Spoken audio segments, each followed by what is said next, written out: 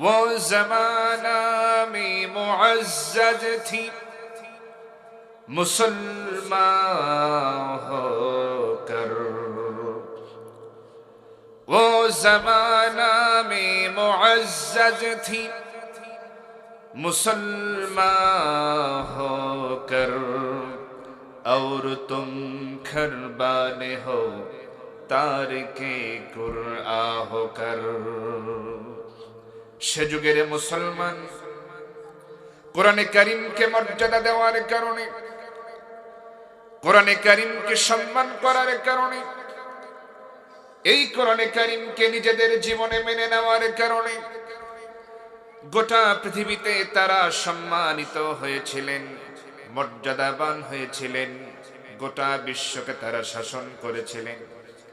কিন্তু আজকের পৃথিবীতে সেই মুসলিম জাতি ঠিকই আছে, সেই কোরআনে কারীমও ঠিকই আছে, কিন্তু আজকের মুসলিম জাতি এই কোরআনকে নিজেদের জীবনে মেনে না নেওয়ার কারণে ব্যক্তি জীবন, পারিবারিক জীবন, সামাজিক জীবন, রাষ্ট্রীয় জীবন, আন্তর্জাতিক অঙ্গনে কোরআনকে মেনে না নেওয়ার কারণে গোটা পৃথিবীতে মুসলমানেরাই আজ লাঞ্ছিত, অপমানিত হচ্ছে। এ কথা ঠিক না ব্যাঠি? এমনটা তো হওয়ার কথা ছিল না। খেয়াল করেন, আজকে সেই কোরআন থেকেই আমরা কথা বলবো, শুনবো ইনশাআল্লাহ। আমি আপনাদের সামনে কোরআনে কারীম থেকে তেলাওয়াত করেছি ৯ নম্বর সূরা। কত নম্বর? ৯ নম্বর সূরা। সূরাটার নাম হচ্ছে সূরা তাওবা। বলেন তো কি নাম? তাওবা। এই সূরায় আয়াত সংখ্যা রয়েছে ১২৯টি, আর আমি তেলাওয়াত করেছি আপনাদের সামনে একটি মাত্র আয়াত, সেটি হচ্ছে ১১২ নম্বর আয়াত। কত নম্বর? ১১২ নম্বর আয়াত। একটি আয়াতই আমি তেলাওয়াত করেছি। এর উপর ভিত্তি করেই সামান্য সময়ে কিছু কথা বলার চেষ্টা করব। আল্লাহ পাক যেন আমাকে আমলের নিয়তে বলার, আপনাকেও যেন আমলের নিয়তে শোনার তৌফিক দান করেন, বলছে আমিন। আসলে এই কোরআনের ব্যাখ্যা বলে লিখে তো শেষ করা কোনো মানুষের পক্ষে সম্ভব? কেউ পারবে কি? পারবে না। আল্লাহ রাব্বুল আলামিন বলছেন, কুল লাউ কানাল বাহরু মিদাদান লিকালিমাতি রাব্বি লানাফিদাল বাহরু ক্বাবলা আন তানফাদা কালিমাতু রাব্বি ওয়ালাউ জিনা বিমিসলিহি মাদাদা। আল্লাহু আকবার। আল্লাহ রাব্বুল আলামিন বলছেন, तमाम দুনিয়ার সমস্ত সাগর মহাসাগরের পানিগুলি যদি একত্রিত করে কালি বানানো হয়, আর তাই দিয়ে যদি আমার এই কালামের ব্যাখ্যা লেখা যদি শুরু হয়ে যায়, লিখতে লিখতে সমস্ত সাগর মহাসাগরের পানিগুলি ফুরিয়ে যাবে, আমার এই কালামের ব্যাখ্যা লেখা কোনোদিন শেষ হবে না। শাওজি কিতাব থেকে আমরা তেলাওয়াত করেছি সূরা তাওবার ১১২ নম্বর আয়াত। এখন আগে সূরার নাম সূরা তাওবা কেন হলো, এই বিষয়ে আমরা একটু জানার চেষ্টা করি। না, দরকার নাই? এ কোরআনে কয়টা সূরা আছে বলেন তো? ১০০, মাশাআল্লাহ, ১১৪টি সূরা। এই সবগুলোর নাম কে দিয়েছে?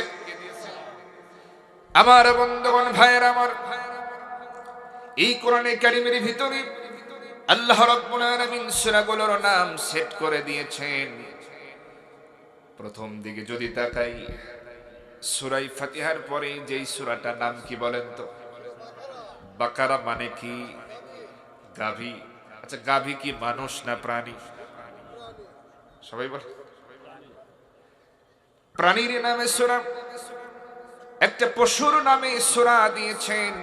শুধু তাই নয়, এই কোরআনে কারীমের ভিতরে ছোট্ট একটা কীট পতঙ্গের নাম আল্লাহ পাক বাদ দেন নাই। ছোট্ট একটা কীট পতঙ্গ যার নাম হলো পিঁপড়া, পিঁপড়ার নামেও সূরা আছে না নাই? সূরা নামল।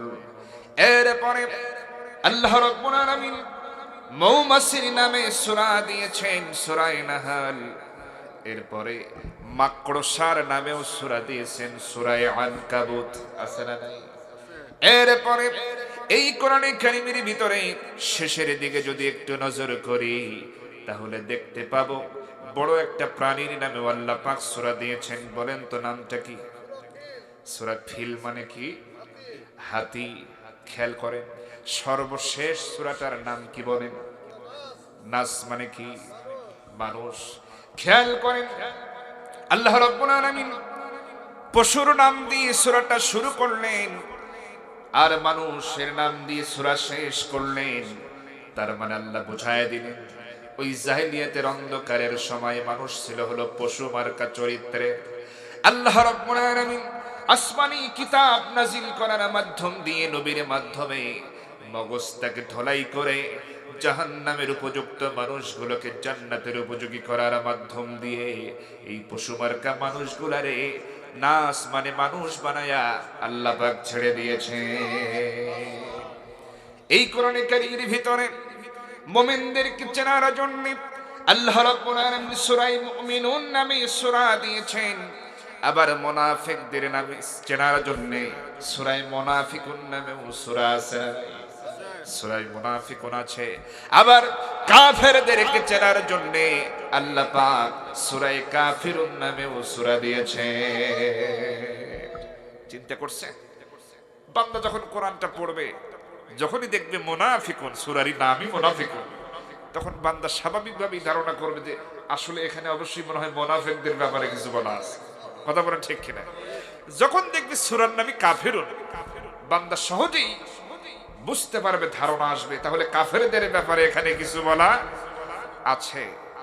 খেয়াল করেন আমরা মনে করি কোরআনটা মানে খুব কঠিন জিনিস। না, আল্লাহ কি কোরআন কঠিন করে বানিয়েছে? সহজ করে নাজিল করেছেন।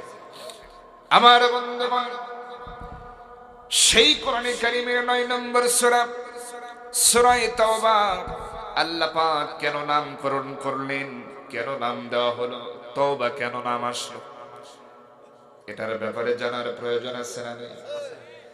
অন্যান্য সূরার যে নামগুলো নামকরণ করা হয়েছে এরকম একটা নামের মতো আর একটা নাম হলো তওবা। এটা একটা সূরার নাম। খেয়াল করুন তওবা কি শব্দ এটা আগে বুঝতে হবে। তওবা মানে হলো ফিরে আসা, বিরত থাকা। বলেন তো কার নিকটে আমরা ফিরে আসব? আস্তে বলবেন না, জোরে বলেন, কার নিকটে ফিরে আসতে হবে? কিসের থেকে? মুক্ত হয়ে, গুনাহ থেকে, পাপ কাজের। এখানে গুনাহ নাই এমন কেউ আছেন নাকি? একটু দেখতে চাই তাকে, তার কাছে আজকে মুরিদ হয়ে যাব। হাত তোলেন তো দেখি, কেউ আছে যার জীবনে গুনাহ নাই? এরকম আমরা কেউ, যার গুনাহ নাই, ধরেন কারোরই নাই, কিন্তু কেউ কি হাত তোলার সাহস পাবে যে আমার গুনাহ নাই?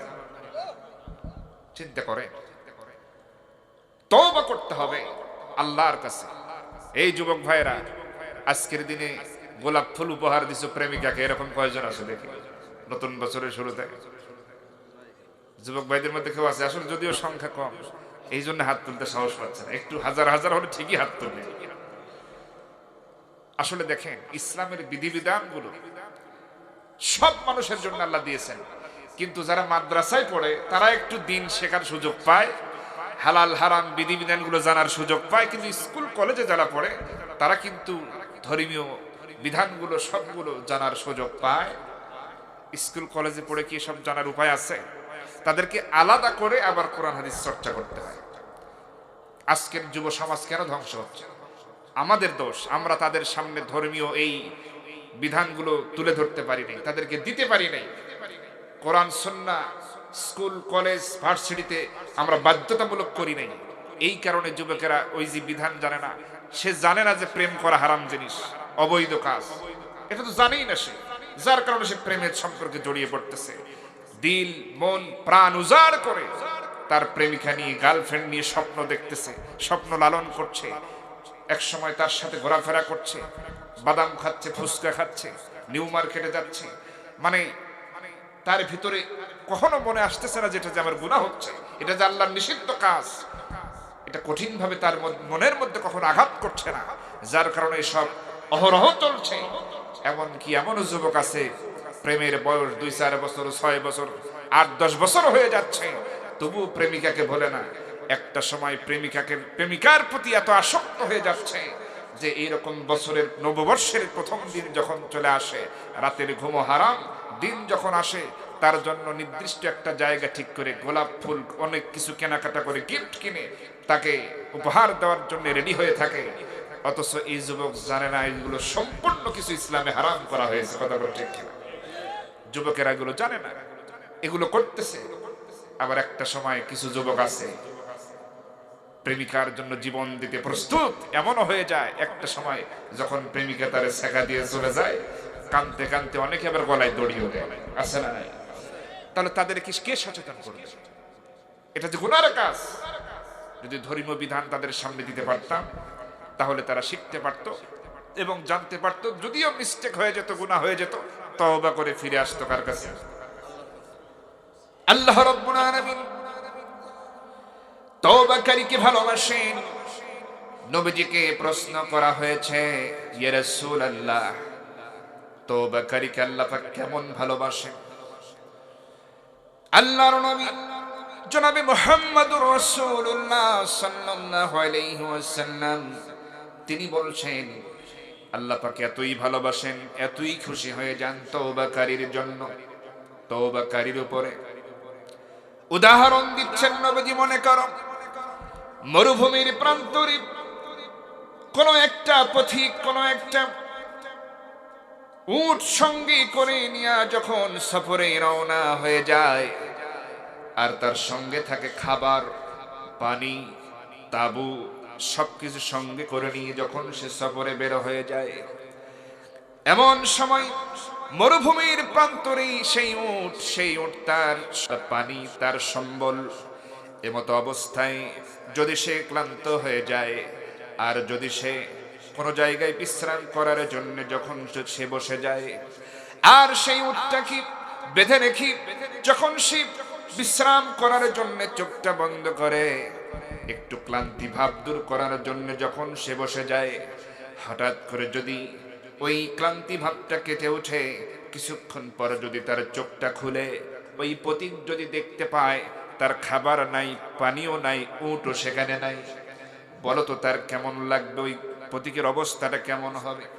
সাহাবীরা বললেন, ইয়া রাসূলুল্লাহ, মরুভূমির মধ্যে যদি এমনটা হয়ে যায় তাহলে ওই পথিকের জন্য মৃত্যু ছাড়া তো আর কোনো রাস্তা থাকবে না। একে তো পানি নাই, খাবার নাই, আবার উটও চলে গেছে। এই উট ছাড়া সে কিভাবে চলবে? কোন দিকে যাবে? কি খাবে? মরুভূমি তো ছোট কোনো জায়গা নয়, এমন অনেক মরুভূমি আছে যা বাংলাদেশের চাইতেও বড়। সুবহানাল্লাহ বলে। বাংলাদেশের চাইতে অনেক বড় এমন অনেক মরুভূমি আছে। নবীজি বলছেন, তাহলে শোনো সাহাবীরা, যদি এমন অবস্থা ওই পথিকের হয়ে যায়, আবার হঠাৎ করে যদি কিছুক্ষণ পর এরকম ভাবে ক্লান্ত ভাব নিয়ে পেরেশান হয়ে অস্থির হয়ে যখন সে অপেক্ষা করে, কিছুক্ষণ পর যদি দেখতে পায় তার উট খাবার পানি সহ তার সামনে হাজির হয়ে গেছে, বলতো ওই বান্দাটার কেমন লাগবে? পথিকের কেমন লাগবে? সাহাবীরা বলছেন, ইয়া রাসূলুল্লাহ, আহারে এমনটা যদি হয়ে যায়, পথিকটা যদি খাবার পানি সহ উটকে তার সামনে দেখতে পায়, আবার তার তো খুশির কোনো সীমা থাকবে না, সে তো খুশিতে একবারে আত্মহারা হয়ে যাবে, শুধু শুকরিয়া আদায় করতে থাকবে।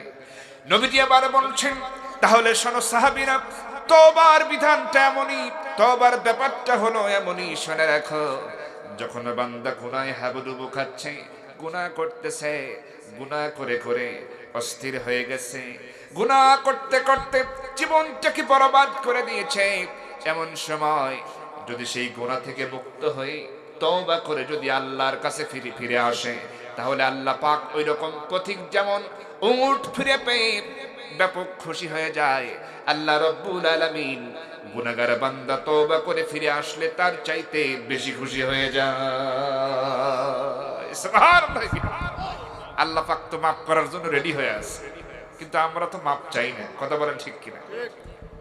দুনিয়ার মানুষের কাছে চাবেন, আপনার যদি ভাইও হয়, মনে করেন আলাদা সংসার করেন, ভাতিজা আছে, ভাতিজি আছে, সংসার আলাদা, আপনি একদিন 2 দিন চাবেন, দিবে।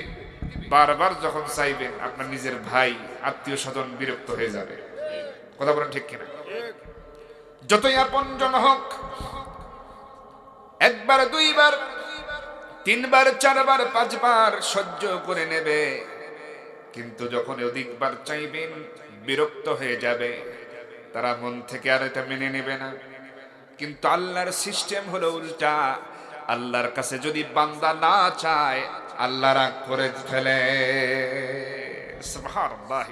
আল্লাহ বলেন বান্দি আরো বেশি করে চা, কিন্তু আমরা তো চাই। কথা বলে ঠিক কিনা? মানুষ বেশি চাইলে আর যেন না চায়, সেজন্য আমার কাছে আর না আসে। আর আল্লাহ বলে যত চাবি আমার দেওয়ার জন্য রেডি হয়ে আছে, চাষটা কেন? हर हमेशा देने को तैयार है, हर हमेशा देने को तैयार है, जो न मांगे उससे ओ बेजार है। আল্লাহ রাব্বুল আলামিন যখন আল্লাহ পাক সব সময় हर हमेशा সব সময় দেওয়ার জন্য রেডি হয়ে আছেন। আর যারা মাপ চায় না, তার কাছে চায় না, जो ना मांगे, যে মাপ চায় না, उससे ओ बेजार है, আল্লাহ রাব্বুল আলামিন তার প্রতি বেজার হয়ে যায়। তাহলে আমরা সে আল্লাহর কাছে চাইবো না? গুনাহ থেকে আমরা পানাহ চাই কি চাই না? আজকে মানুষ কত অপরাধ করতেছে, অন্যায় করতেছে, কেউ মাপ চায় না, কেউ ভুল স্বীকার করতে চায় না। কথা বলেন ঠিক কিনা?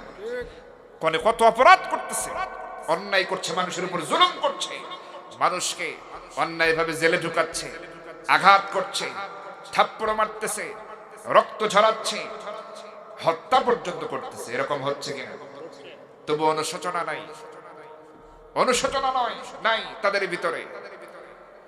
তাহলে অনুশোচনাই যদি না থাকে, তাহলে তওবা কিভাবে হবে?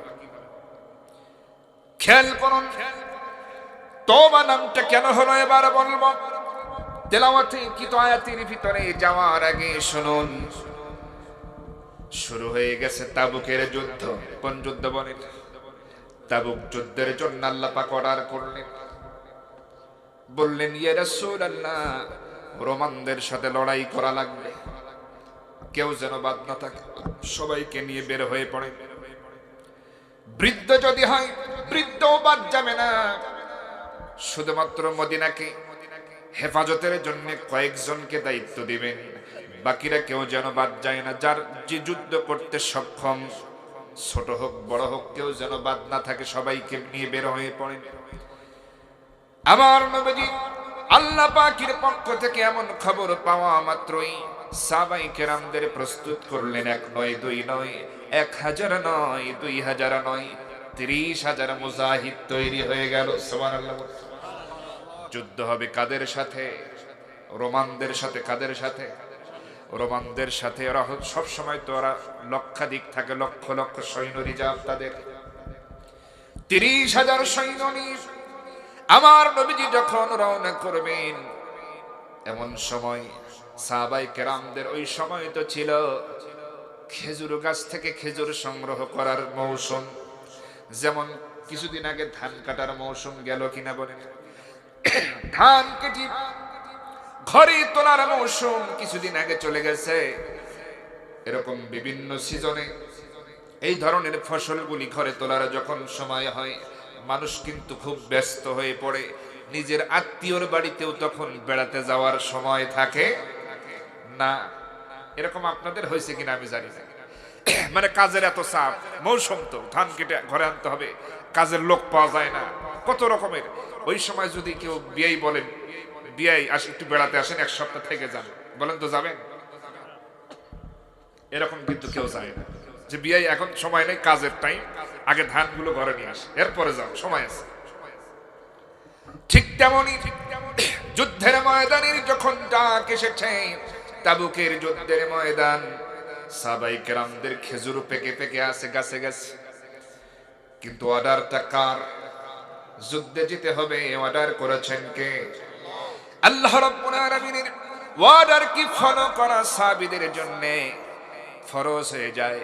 এজন্য তারা সবাই সিদ্ধান্ত নিয়ে ফেললো খেজুর পেকে আছে না থাকে আগে যুদ্ধের ময়দানে যাওয়া লাগবে। কারণ হলো সমাজ আমরা বিনির্মাণ করতে চাই, ন্যায় এবং ইনসাফ জমিনে কায়েম রাখতে চাই। আর ন্যায় ও ইনসাফ কায়েম করার রাস্তা যদি বাধাপ্রাপ্ত হয়ে যায়, এই রাস্তা যদি বন্ধ করে দেওয়া হয়, ইসলামকে যদি বাধাগ্রস্ত করা হয়, তাহলে তো গোটা বিশ্বে ইসলামকে আমরা পৌঁছে দিতে পারবো না। ইসলাম ক্ষতিগ্রস্ত হয়ে যাবে, আল্লাহর দ্বীন ক্ষতিগ্রস্ত হয়ে যাবে। সুতরাং কিসের খেজুর পাকা? খেজুরের পাকা পড়ে আছে কাছে থাক, যা হয়ে যাবে। আগে আল্লাহর বিধান, আগে আল্লাহর দ্বীন, আগে ন্যায় ও ইনসাফ সমাজে কায়েম রাখা লাগবে। এটাই আমার আগে দরকার। লিল্লাহি তাকবীর। আমার ভাইরা চিন্তা করেন, এটাই হচ্ছে আল্লাহর বিধানের মূল কথা। সমাজে ন্যায় ও ইনসাফ কায়েম থাক, এতে যদি আমার একটু ক্ষতিও হয় আমরা ওইটাই চাইবো। কথা বলেন ঠিক কিনা? সমাজে সব ধরনের ন্যায় বিচার প্রতিষ্ঠিত থাক। আজকে এই আন্দোলন যারা করে, আজকে তাদেরকে কিন্তু টার্গেট করা হয়। কথা বলেন ঠিক কিনা? ভাই, প্রিয় ভাই শরীফ ওসমান হাদি, নাম শুনছেন না আপনারা? চিন্তা, উনি কি কোনো রাজনৈতিক দলের ছিলেন? কেউ না। ইনকিলাব মঞ্চ নামে এক মঞ্চ তৈরি করলেন, কিছু যুবকদের সাথে নিলেন, সব দলের তিনি সমালোচনা করলেন। এবং তিনি, তার হাতে প্লাকার্ড ছিল, সেখানে লেখা ছিল ইনসাফ। তিনি ইনসাফ চাইতেন। এই বাংলার ভূখণ্ডে বিগত সময় যারা শাসন করেছে, কি করেছে সেটা আপনারাই দেখেছেন, আমি নতুন করে বলতে চাই না। অবশ্যই অন্যায় জুলুম হয়েছে বলেই তো ইনসাফ চাওয়ার প্রয়োজন হয়েছে। কথা বলে ঠিক।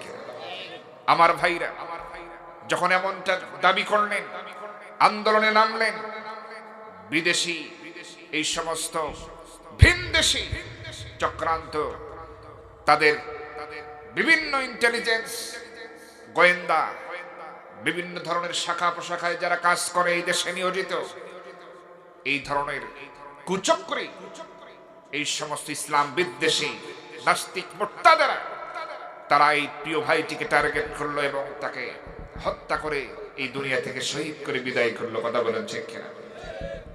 আমার ভাইরা, এই দেশের সম্পদ, স্বাধীনতা, সার্বভৌমত্বের পক্ষে যিনি কথা বলেছেন, সেই প্রিয় ওসমান হাদি, তাকে যারা শহীদ করেছে, হত্যা করেছে, আমরা এই তাফসীরুল কোরআন মাহফিলের ময়দান থেকে প্রতিবাদের ভাষায় বলতে চাই, অনতি বিলম্বে তার শত্রুদেরকে, তাকে হত্যা যারা করেছে, এই হত্যাকারীদের খুঁজে বের করে দৃষ্টান্তমূলক শাস্তি দিতেই হবে। কথা বলেন ঠিক কিনা?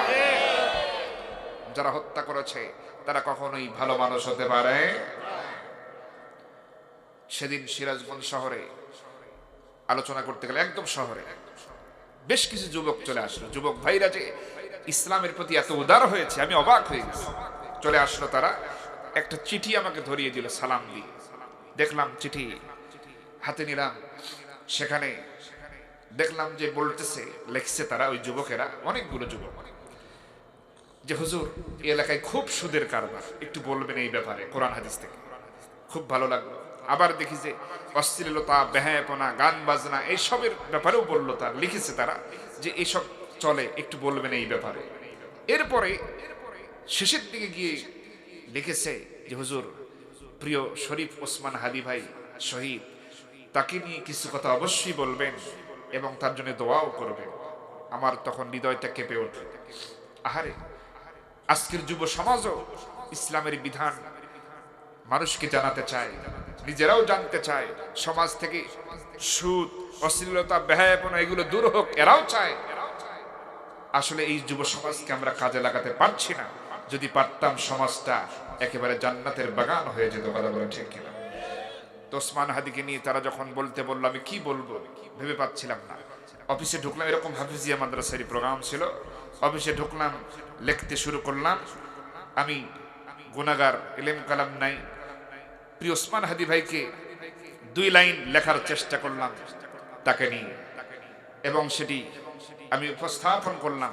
যুবকেরা সন্তুষ্ট হলো, খুশি হলো যে হুজুর আমরা খুব খুশি হয়েছি, এরকম আপনি সব জায়গায় বলার চেষ্টা করবেন ন্যায়ের পক্ষে। তো আমি প্রিয় ওসমান হাদি ভাইকে নিয়ে একটি গান আমি লিখেছিলাম, তারা শুনেছিল। আপনারা একটু শুনবেন একটু? ঠিক আছে, চেষ্টা করছি, আপনারা শুনবেন অবশ্যই। ওসমান হাদি দেশের গর্ব মোদের অহংকার, মারলো যারা সন্ত্রাসী তারা জাতির কুলাঙ্গার। কথা বলো ঠিক কিনা? ওসমান হাদি দেশের গর্ব মোদের অহংকার, মারলো যারা সন্ত্রাসী তারা জাতির কুলাঙ্গার।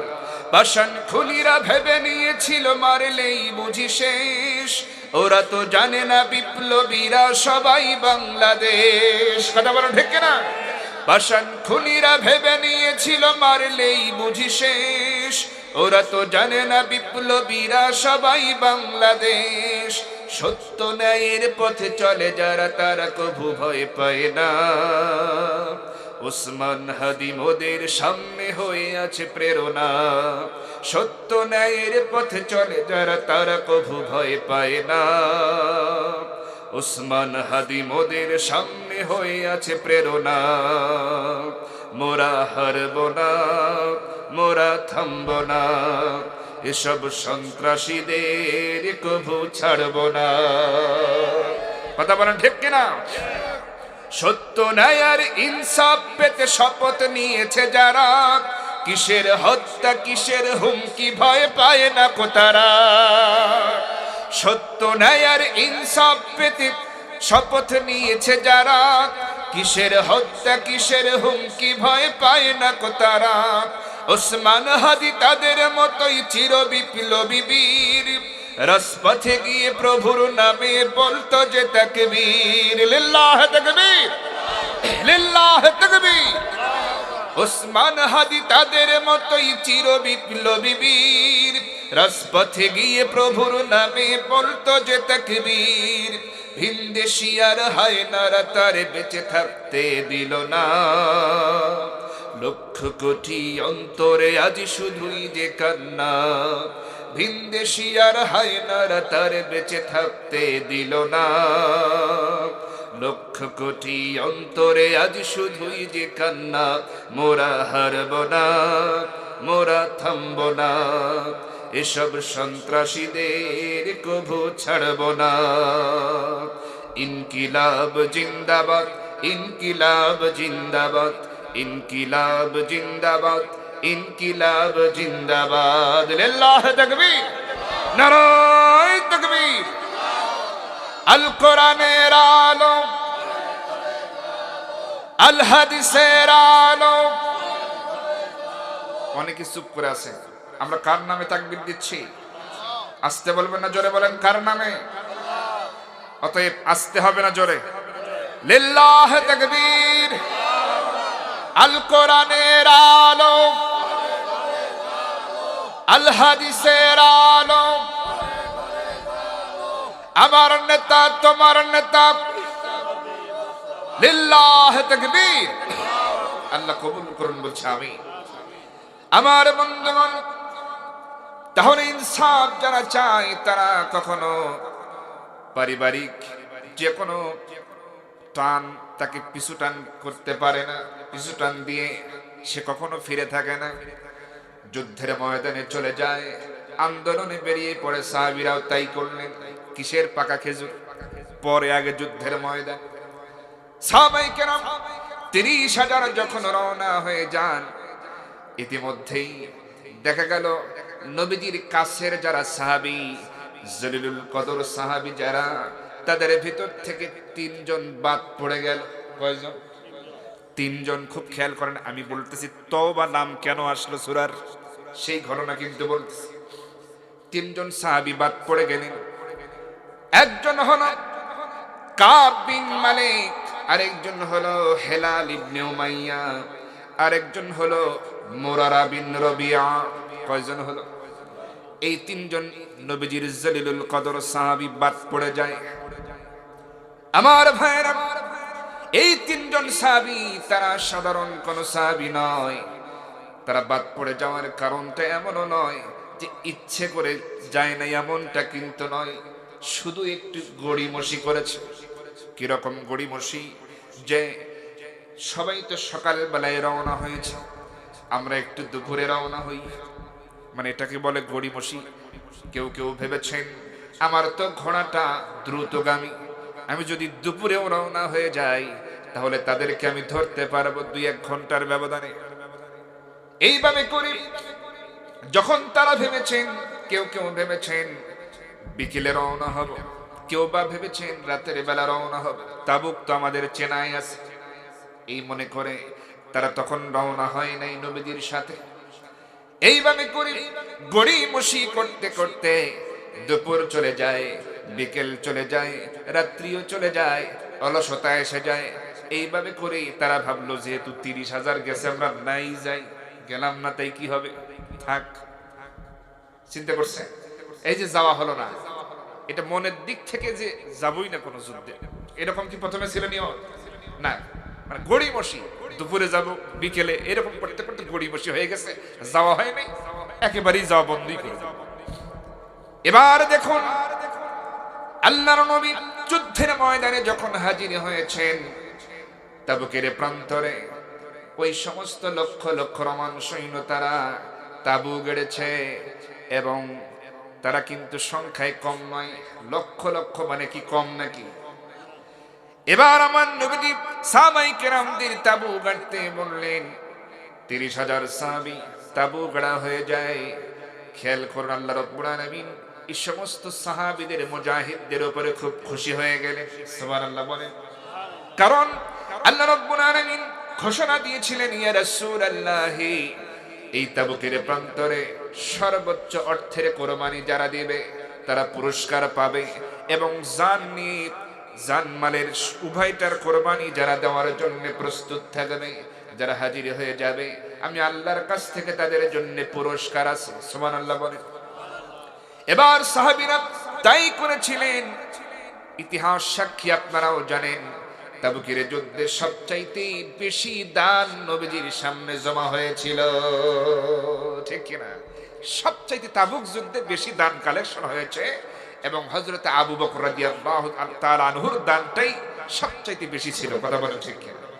আমার বন্ধুগণ, এই যে দানের দিক থেকে, তারা অর্থের কোরবানির দিক থেকে আল্লাহর কাছে পছন্দের পাত্র হয়ে গেলেন।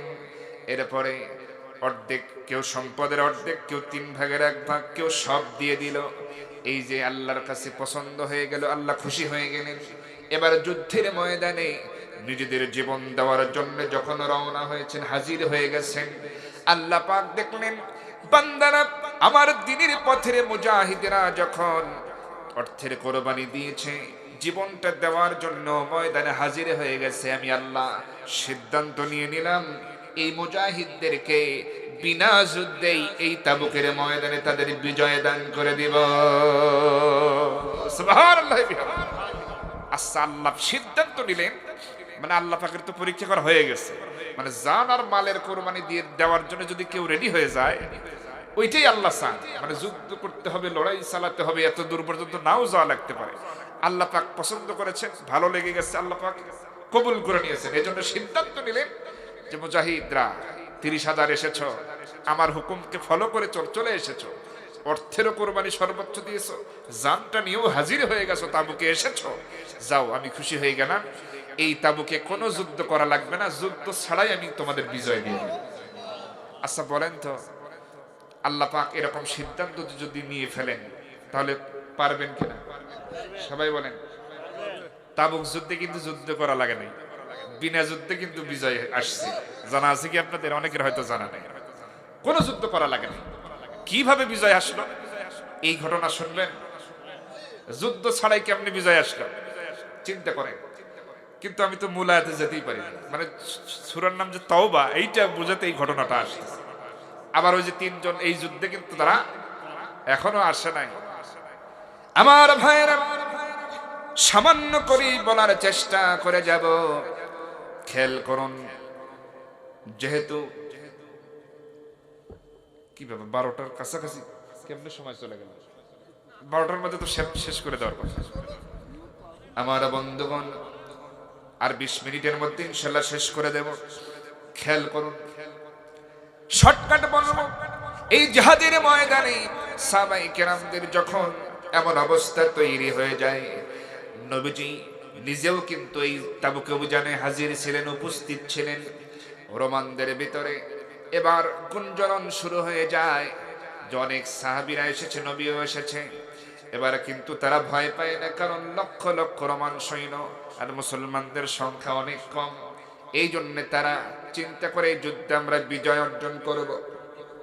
কিন্তু আল্লাহ রাব্বুল আলামিন কি করলেন? সকালবেলা যখন শুরু হলো, দিনটা যখন শুরু হয়ে যায়, একেবারে ঝলমলে দিন, পরিষ্কার। সকালবেলা ফজরের নামাজের পর থেকে যে সূর্যটা ওঠে দেখা যায় পরিষ্কার দিন। এরকম এই দিনটা ঝলমলে হয় কিনা বলে? ওই রকম সকালবেলা থেকেই যখন সূর্যটা উদিত হয়ে গেল, রোমানেরাও দেখে, মুজাহিদেরাও দেখে, কারণ যে জায়গায় থাকি না কেন সূর্যটা সবার চোখের সামনে থাকে কিনা।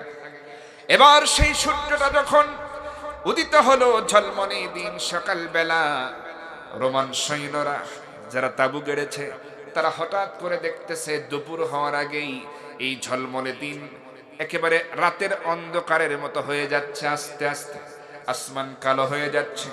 তাদের একেবারে তাদের তাবুগুলো যেই পর্যন্ত, ওই পর্যন্ত একেবারে মেঘ কেমন যেন ঘোরাঘুরি করতেছে। এবার রোমান সৈন্যরা তারা আস্তে আস্তে ভয় পাওয়া শুরু করে দিল। তারা মনে মনে ভাবলো, আহারে, আমাদের জীবনে তো এমন কোন ভয়ঙ্কর দৃশ্য কখনো দেখি নাই। এমন ভাবে অল্প সময়ের ব্যবধানে আসমান এমন কালো হয়ে যায়, এমন অন্ধকার হয়ে গেল যে একজন আর আরেকজনকে দেখতে পারছে না। এমন আমাবস্যা অন্ধকারের মতো হয়ে গেল সকালবেলা। কিছুক্ষণ আগে ছিল ঝলমলে দিন, আর এখন রাতের অন্ধকারের মতো হয়ে গেল অল্প সময়ের ব্যবধানে। আচ্ছা, আল্লাহ পাক এটা পারে কি পারে না? সবাই বলেন, পারে কি পারে না? এবার রোমান সৈন্যরা তাদের অন্তরে ভয় ঢুকে যায়। এবার আমার নবীজি এবং সাহাবীরা তারাও তো আছেন, তারা তাদের রোদের ঝলমলতা নাই, সামান্য আলো আছে ঠিক, কিন্তু তারা দেখতেছে রোমানদের তাঁবুর উপরে ওই বরাবর একেবারে অন্ধকার দিয়ে ছেয়ে গেছে। সাহাবায়ে কেরাম জিজ্ঞেস করলেন, ইয়া রাসূলুল্লাহ, বুঝতেছি না ব্যাপারটা কি? নবীজি বলতেছেন, মনে হয় আমাদের জন্য কোনো সুসংবাদই আছে। সুবহানাল্লাহ বলে, একটু ধৈর্য ধরো। এবার দেখা গেল আল্লাহ পাক এমন ঝড় তুফান তৈরি করে দিলেন, এমন কি আসমান থেকে এমন বর্ষণ শুরু করে দিলেন, ঝড় তুফান শুরু হয়ে গেল। ওই পাহাড়ের পাদদেশের পাথরগুলো পর্যন্ত ছোটাছুটি করা শুরু করে দিল। একটা পাথরের আঘাতে আরেকজন করে এইভাবে করে করে যখন আঘাতপ্রাপ্ত হয়ে যায়, এই সমস্ত পাথরের আঘাতে ওই সমস্ত তাঁবুগুলো লণ্ডভণ্ড হয়ে যায়, বাতাসে সব কিছু ছিন্ন ভিন্ন হয়ে যায়। এমনকি অনেক সৈন্য নিহত হয়ে যায়, অনেকে প্রাণ ভয়ে পালিয়ে যাওয়া শুরু করে। এইভাবে করে বিকট আওয়াজে বিদ্যুৎ চমকে যাচ্ছে। এই বিদ্যুৎ চমকে যাওয়ার কারণে অনেকের কানের তালা পর্যন্ত ফেটে যাওয়া শুরু হলো। এইভাবে করে সবাই যখন যারা বেঁচে ছিল পালিয়ে যেতে সক্ষম হয়ে যায়, ওই জায়গায় এমন নিশ্চিহ্ন হয়ে যায়, ঝড় তুফানে সব তাঁবু উড়ে চলে যায়, কিন্তু মুসলমানদের তাঁবুর কোনো ক্ষতি হয় না। সাহাবায়ে কেরাম বলেন, ইয়া রাসূলুল্লাহ, এটা কেমন দৃশ্য আমাদের চোখের সামনে ঘটে যাচ্ছে? নবীজি বললেন, সাহাবীরা রে, এটাই তো আল্লাহর সাহায্য শুরু হয়ে গেছে।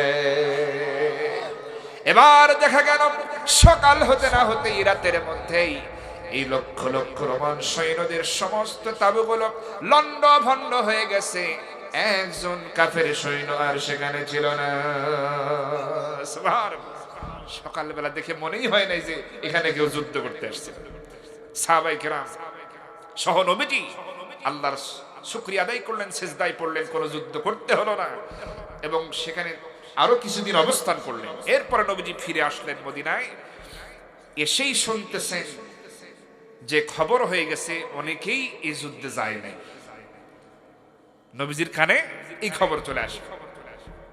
নবীজি তো চিন্তায় পড়ে গেলেন, কি ব্যাপার, এখনো অনেকে যায় নাই, অথচ আল্লাহর অর্ডার হচ্ছে। সামান্য গুটি কয়েক মানে দায়িত্ব প্রাপ্ত ছাড়া, কারণ সবাই যদি চলে যায়, মদিনার হেফাজতের দায়িত্ব তো কিছু লোক থাকা লাগবে নাকি বলেন? তো যাদেরকে দায়িত্ব দেওয়া হয়েছে তারা ছাড়া বাকি তো কেউ থাকার কথা না। কারা গেল না? অবশ্যই যারা মুনাফিক তারাই যায় নাই। কথা বলেন ঠিক কিনা? মুনাফিকরা কিন্তু যুদ্ধের ময়দান ভয় পায়। কথা বলেন ঠিক কিনা? ওই যে ওহদ যুদ্ধে 300 জন নিয়ে পালাইছে আব্দুল্লাহ ইবনে উবাই, জানেন না আপনারা? জানেন তো সবাই। তাহলে মুনাফিকরা যুদ্ধের ময়দানকে ভয় পায়। নবীজি আবার এমন খবর যখন শুনতে পেলেন, নবীজি বললেন, তাহলে কারা কারা যায় নাই আমাকে একটু জানাও। সাহাবায়ে কেরাম তালিকা সংগ্রহ করছেন। প্রায় ৮০ থেকে ৮২ জনের নাম নবীজির সামনে চলে আসে। কত জনের? ৮০ থেকে ৮২ জন। নবীজি এই সমস্ত তালিকা সংগ্রহ করে নবীজি যখন হাতে পেলেন, নবীজি বললেন, সবাইকে আমার সাথে দেখা করতে বলো। সবার কাছে খবর পৌঁছে দেওয়া হয়। সবাই ভয়ে অস্থির হয়ে আছে, না জানি কি হয়ে যায়। যারা মুনাফিক মার্কা চরিত্রের, তারা মনে মনে ভাবতেছে যে কোনো একটা মিথ্যা বলে চালায় দিব, যে আমার এই বিপদ ছিল, আমার এই হয়েছিল, একটা অজুহাত দিয়ে ওখান থেকে কেটে আসা যাবে। যারা মুনাফিক তারা এই চিন্তা করতেছে। আচ্ছা, মুনাফিকদের আরেকটা চরিত্র হলো, তারা কথায় কথায় কি বলে? মিথ্যা বলে। মিথ্যা বলা এই সমস্ত মুনাফিকদের স্বভাব। এবার তারা তাই করলো। কিন্তু ৩ জন সাহাবী তারাও যখন জানতে পারলেন নবীজি দেখা করতে বলেছেন, কাব বিন মালিক, হেলাল ইবনে উমাইয়া, মুরারা বিন রবিয়া, তারা তো একটু ভয় পেয়ে গেছেন, আতঙ্কিত হয়ে গেছেন, না জানি কি হয়ে যায়, না জানি নবীজি আমাদের ব্যাপারে কি সিদ্ধান্ত গ্রহণ করেন। আমরা তো এই জিহাদের ময়দানে যাই নাই, নবীজির কাছ থেকে তো ছুটিও নেই নাই, না জানি আমাদের ব্যাপারে কি যেন সিদ্ধান্ত চলে আসে। এবার তারা ভয় পেয়ে গেল। তারা ভাবলো, যা হয় হবে, সত্য কথা নবীজির কাছে বলে দেব। সুবহানাল্লাহ। সত্যি তারা সিদ্ধান্ত নিল, কারণ তারা তো খাঁটি ইমানদার। এজন্য তারা নিয়ত করলো যে আমরা সত্যি বলে দেবো যে আমরা একটু অলসতা করছিলাম, যে দুপুরে যাব বা বিকেলে রওনা হব। এই করতে করতে গরিবসী হয়ে গেছে, আর যেতে পারিনি, কোনো কারণ ছিল না, সত্যটা বলে দেব। এটা হচ্ছে তাদের পরিষ্কার, মানে দিল থেকে তারা এটা নিয়ত করলেন। এবার দেখা গেল নবীজির সামনে একে একে হাজির হয়ে যায়। নবীজি জিজ্ঞেস করেন, বুঝতে পারেন? নবীজি টের পান। আর নবীজি বলেন, শুনে রাখো, তুমি যা বলেছো এর সাক্ষী তুমিও এবং আল্লাহ জানে, অতএব তোমার ব্যাপারে আল্লাহ পাক ফয়সালা করবেন। এইভাবে করে তালিকার ভিতরে যখন নবীজি এই ৩ জন সাহাবীর নামটা দেখতে পেলেন, নবীজি তো একেবারে অস্থির হয়ে যাচ্ছে, চিন্তিত হয়ে গেলেন, চেহারা মলিন হয়ে যায়। আহারে, এই সাহাবীরা তো বাপ থাকার কথা নয়। কাব বিন মালিক, হেলাল ইবনে উমাইয়া, মুরারা বিন রবিয়া, এরা তো বাদ থাকার কথা নয়। এরা কিভাবে বাদ পড়লো? হাজির করো আমার সামনে।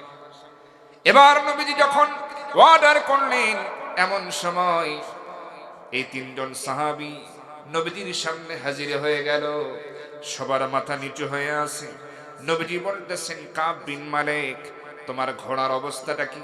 তোমার না শুনেছিলাম একটার জায়গায় 2টা ঘোড়া, আর একটা ঘোড়া এমন সুস্থ সবল তরুতাজা, যা অন্যান্য সাধারণ যোদ্ধাদের মধ্যেও এরকম যুদ্ধারোহী এমন ঘোড়া অন্য কারো নাই। নবীজি বললেন, কাব বিন মালিক, কেন যুদ্ধের ময়দানে যাও নাই বলো? এবার কাব বিন মালিক কেঁদে ফেললেন, বললেন, ইয়া রাসূলুল্লাহ, এমনি যেতে পারি নাই, গরিবসী করেছিলাম, যাব করে যাওয়া হয় নাই। শোনা মাত্রই নবীজি মুখটা ফেরালেন। এবার হেলাল ইবনে উমাইয়া, মুরারা বিন রবিয়া, তাদেরকেও একই প্রশ্ন করলেন। তারাও নিচু করে একই জবাব দিল, ইয়া রাসূলুল্লাহ, এমনিতেই যেতে পারি নাই। নবীজি বললেন, তোমরা 3 জন, বাকিদের কথা বাদ, তোমরা 3 জন আর আমার সামনে কখনোই আসবে না, যতক্ষণ পর্যন্ত আসমান থেকে আল্লাহ পাকের পক্ষ থেকে কোনো ফয়সালা না আসে। আমার সামনে তোমরা কখনো আসবে না। এমন কথা শুনি এই 3 জন সাহাবী ভয় পেয়ে গেলেন, আতঙ্কিত হয়ে গেলেন, না জানি কি হয়ে যায়। আহারে, যেই নবীজির চেহারা একদিন না দেখলে থাকতে পারি না, সেই নবীজির সামনে আসা যাবে না। নবীজি অর্ডার করেছেন, আসতে তো পারবো না। নবীজির সামনে না আসলে আমরা কেমন করে থাকবো? আহারে, এমন কঠিন কথা আমাদেরকে আজ শুনতে হলো আমাদের ভুলের কারণেই। এবার তারা যখন চলে যায়, নবীজি এবার সাহাবীদের ডেকে বলছেন, শোনো সাহাবীরা, শুনে রাখো, আল্লাহর ফয়সালা আসা পর্যন্ত তোমরা একটু অপেক্ষা করো। আল্লাহর ফয়সালা চলে এলো। আল্লাহ পাক জানায় দিলেন, ইয়া রাসূলুল্লাহ, সাহাবীদেরকে জানায় দেন, মদিনার সমস্ত মুসলমানদেরকে জানায় দেন এই তিনজনের সঙ্গে সব ধরনের কথাবার্তা বন্ধ, সালাম কালাম বন্ধ, লেনদেন বন্ধ, বেচা কেনা বন্ধ, এমনকি তাদেরকে বয়কট করে ফেলবেন। এটা হলো আল্লাহর সিদ্ধান্ত। কার সিদ্ধান্ত? আল্লাহর সিদ্ধান্ত। এইভাবে করে যখন নবীজি ঘোষণা দিয়ে দিলেন, তিনজন সাহাবী বাড়িতে চলে গেলেন। তারা শুনতে পেলেন আল্লাহর পক্ষ থেকে এমন ফয়সালা এসেছে। এবার তারা ভয় পেয়ে গেলেন। সত্যি সত্যি বাড়ি থেকে বের হয়, কোন সাহাবীর সঙ্গে যখন দেখা হয়ে যায়, সালাম দেয়, পরিচিত বন্ধু মানুষ, কিন্তু কেউ কথা বলে না, পাশ কাটিয়ে চলে যায়, তার সাথে কেউ কথা বলে না, সালামের জবাবও দেয় না, কেউ কথা বলে না। এরকম করে কোন দোকান থেকে যদি তারা কোনো কিছু কিনতে যায়, কোন দোকানদার তাদের কাছে কিছু বিক্রি করে না, আবার তারা বিক্রি করতে গেলে তারা কেউ কেনেও না। এইভাবে করে তারা সামাজিকভাবে বয়কট হয়ে গেল। এমনকি তারা মনে মনে ভাবতেছে, আহারে আল্লাহর নির্দেশকে অমান্য করে কেন আমরা গড়িমসি করে বসে থাকলাম, কেন আমরা যুদ্ধের ময়দানে গেলাম না, আহারে ছুটিও কেন নিলাম না। আল্লাহর দ্বীনের সঙ্গে বড় গাদ্দারি হয়ে গেছে, ভুল করেছি, ভুল হয়ে গেছে। আজকে তো আমাদের জীবন সংকীর্ণ হয়ে গেছে, গোটা পৃথিবী আমাদের জন্য একেবারে ছোট হয়ে গেছে। এই মনে করে তারা আফসোস করতেছে, আহারে কি হয়ে গেল। ইতিমধ্যে খবর হয়ে গেল, আল্লাহ পাক জানায় দিলেন, ইয়া রাসূলুল্লাহ, এদের পরিবারের স্ত্রী সন্তানদেরকেও জানায়া দেন, তারাও যেন এদের সাথে কথা না বলে। আল্লাহু আকবার বলে। সব কিন্তু কোরআনের কথা। কিসের কথা? একটা কথাও বানানো নয়। সূরা তাওবা খুলে দেখবেন, পড়ে দেখবেন, কাব বিন মালিক সেদিন বাড়িতে চলে গেছে। বাইরে দরজার গেট খুলে মন তো তার খারাপ, মানে এমন টেনশন মাথার মধ্যে ঢুকে গেছে। একেবারে নবীজির সাথে দেখা নাই কয়েকদিন হলো, আল্লাহর সিদ্ধান্ত এসেছে তাদের বিরুদ্ধে, এমনি টেনশনে আছে। বাড়িতে গিয়ে গেটটা খুললেন, একটু এইরকম অস্থিরতা মনটাকে হালকা করার জন্য বাড়ির মধ্যে ঢুকে দেখতে পেলেন তার দুইটা বালক ছেলে উঠানের মধ্যে খেলাধুলা করতেছে। কাব বিন মালিক ওই সময় গেটটা খুলি, দরজা ওই গেটের সামনে বাড়ির ভিতরে ঢুকে বসে পড়ে দুই হাত এরকম করে দিয়ে দুই সন্তানকে ডাকতেছে, কলিজার টুকরা সন্তানেরা একটু বুকের মাঝে এসো। কাব বিন মালিকের ধারণা একটু তার সন্তানদের বুকের মধ্যে নিয়ে একটু কষ্ট দূর করব। এবার কাব বিন মালিক যখন বসে সন্তানদেরকে দুই হাত বাড়িয়ে ডাকতেছে, দুই হাত বাড়িয়ে ডাকার পর সন্তানেরা হাসি মাখা মুখ নিয়ে খেলাধুলা করতেছিল। তার বাপ যখন ডাকলো, বাবার দিকে, বাবার ডাকটা শোনা মাত্রই হাসি তাদের বন্ধ হয়ে গেছে। খেলা বন্ধ করে দিয়ে গেটের দিকে দৌড়ে এসেছে। তার বাবা দুই হাত পেতেছিল, ভেবেছিল বুকের মধ্যে আসবে, কিন্তু না, এই দুই সন্তান বাবার বুকের মধ্যে গেল না। কারণ রসুলের ফরমান, রসুলের আদেশ তারাও শুনেছে। দুই সন্তান এসে কাছে এসে বলতেছে, আপনি আমাদের আব্বা হতে পারেন, কিন্তু এই মুহূর্তে আপনার বুকের মধ্যে যাওয়ার প্রশ্নই আসে না, কারণ আপনি রসুলের কথা অমান্য করেছেন, আল্লাহর বিধানকে আপনি অমান্য করেছেন, যুদ্ধের ময়দানে আপনি যান নাই, অতএব আপনার কোলের মধ্যে আমরা যাব না। এই বলে পাশ কাটিয়ে গেট দিয়ে বের হয়ে দৌড়ে চলে যায়, বুকের মধ্যে গেল না।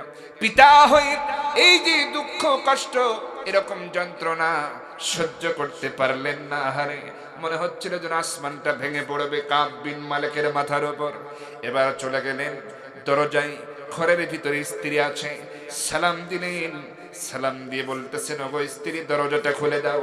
ভেতর থেকে আগেই দরজাটা লাগায়া দিয়েছে তার স্ত্রী, কারণ ফরমান আল্লাহ পাকের পক্ষ থেকে ঘোষণা হয়েছে স্ত্রীর সঙ্গেও কথা বলা যাবে না।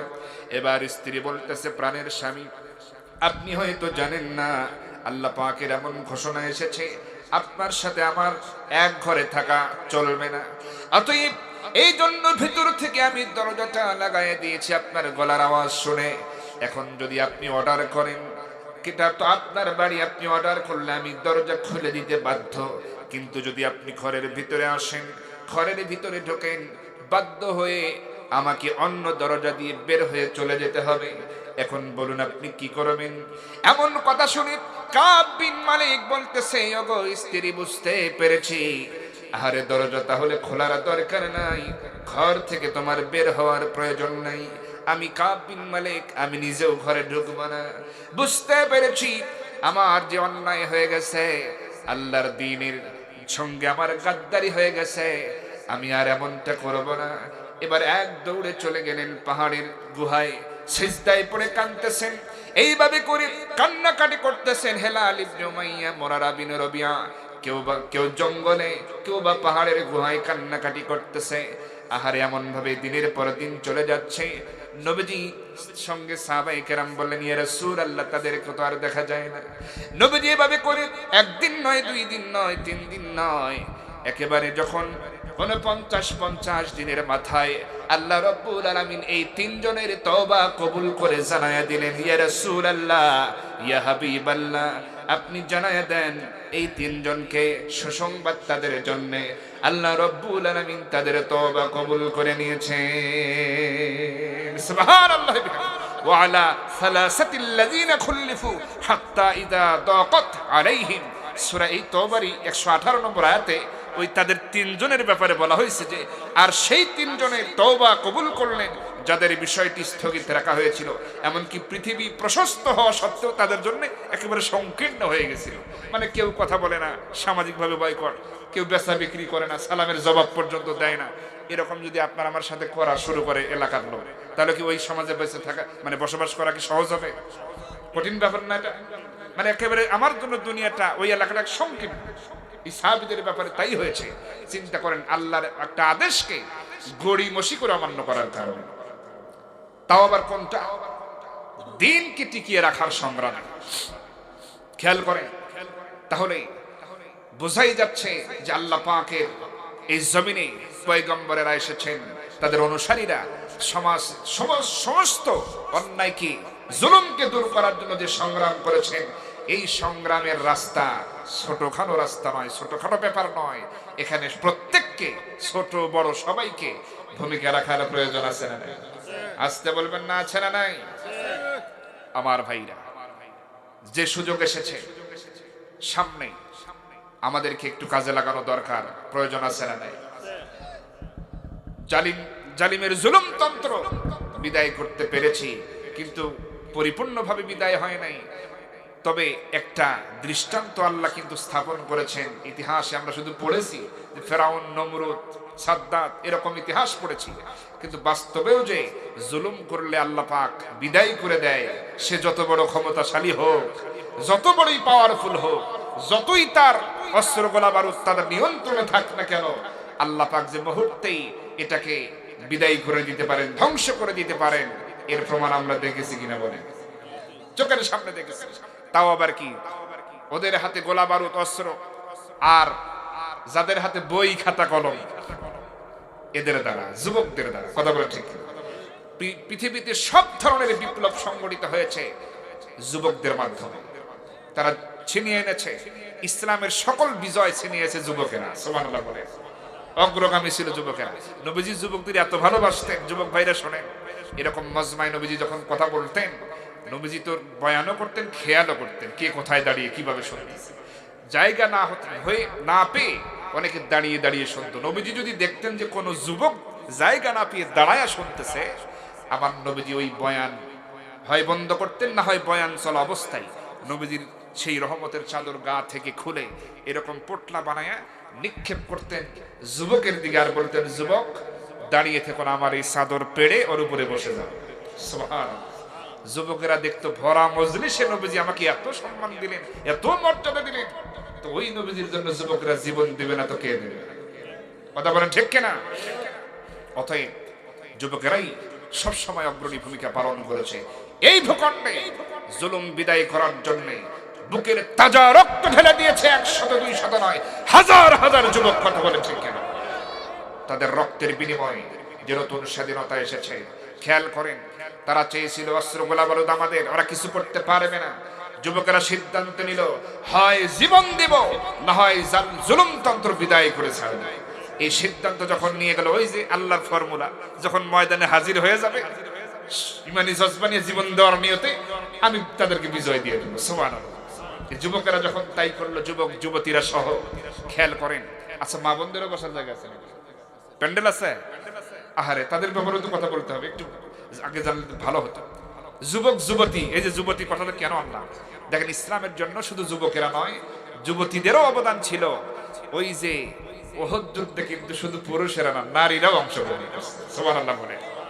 আমি ওই ঘটনা বলে শেষ, এতে যদি একটু 10 মিনিট বেশি লাগে আপনারা কি বিরক্ত হবেন? আমার বন্ধুগণ খেয়াল করুন, তাহলে যুবকেরাই সবসময় অগ্রণী ভূমিকা পালন করেছে। এই জমিনেও তার ব্যতিক্রম হলো না। সব সেক্টর তাদের দখলে। স্বপ্ন ছিল ক্ষমতাকে দীর্ঘস্থায়ী করবে, কিন্তু এক আবু সাইদের বুকে যখন তারা বুলেট চালালো, লক্ষ কোটি যুবক দাঁড়িয়ে গেল জীবন দেওয়ার জন্য প্রস্তুত। যখন হয়ে যায়, বাতিল আর পালানোর জায়গা খুঁজে পায় না। কথা বলে ঠিক কিনা? দুষ্ট পোলা পান রে, পালায়া গেলাম তোদের কারণে। দুষ্ট পোলা পান রে, পালায়া গেলাম তোদের কারণে। প্রশাসনের হাত পা ধরি, দিনের ভোট রাতে করি, প্রশাসনকে জিম্মি করি, দিনের ভোট রাতে করি। তবু ক্ষমতার চেয়ার, তবু ক্ষমতার মসনদ রাখতে পারলাম না রে, পালায়া গেলাম তোদের কারণে। দুষ্ট পোলা পান রে, পালায়া গেলাম। যুবক ভাইরা বলেন, পালায়া গেলাম তোদের কারণে। সোনা দানা টাকা কড়ি, ডজন খানেক বস্তায় ভরি। সোনা দানা টাকা কড়ি, ডজন খানেক ব্রিফ কেস ভরি। আরো কিছু সঙ্গে নেওয়ার, আরো কিছু সঙ্গে নেওয়ার, দুপুর বেলা খাবার খাওয়ার সময় দিলি না রে, পালায়া গেলাম। বলেন, পালায়া গেলাম তোদের কারণে। দুষ্ট পোলা পান রে, পালায়া গেলাম তোদের কারণে। দফায় দফায় জুলুম করি, হাজার হাজার মানুষ মারি। দফায় দফায় জুলুম করি, হাজার হাজার মানুষ মারি। ভিনদেশেতে করলাম পাড়ি, গলায় এখন ফাঁসির দড়ি। কথা বলেন, ভিনদেশেতে করলাম পাড়ি, গলায় এখন ফাঁসির দড়ি। সইতে পারি না রে, পালায়া আসি তোদের কারণে। দুষ্ট পোলা পান রে, পালায়া আসি তোদের কারণে। কথা বলেন ঠিক কিনা? মনে হয় অনেকে কষ্ট পাইলে, যদি তারা যেটা করেছে, যাদেরকে বুক ঝাঁঝরা করে দিয়েছে যুবক যুবক সন্তানদের, ওটা যদি আপনার সন্তান হতো তাহলে বুঝতেন। এই পৃথিবীতে বাবা মার জন্য সবচাইতে বড় কষ্ট হচ্ছে যুবক সন্তানের লাশ কাঁধে বহন করা। যাদের হারাইছে তারা বুঝবে, বাকিরা বুঝবে না। আমার ভাইরা খেয়াল করেন, শিশু যদি জন্মের পরে 1-2 মাস মারা গেছে, এটা মেনে ধৈর্য দেওয়া সহজ। বৃদ্ধ হয়ে গেছে বাবা মা বা অনেকে মারা গেলে, তাও তো সেই কষ্ট সহ্য করা যায় না। কিন্তু যুবক সন্তান যদি কারো মারা যায়, এটা মেনে নেওয়া কঠিন বাবা মায়ের জন্য। আমার বন্ধুগণ, সেই যুবকেরা আজকে ইসলামের জন্য ভূমিকা পালন করতেছে। তারাও চায় জমিনটা ন্যায় ইনসাফ পূর্ণ একটা সমাজ ব্যবস্থা চালু হয়ে যাক। তাহলে আমরা সবাই চাই কি চাই না?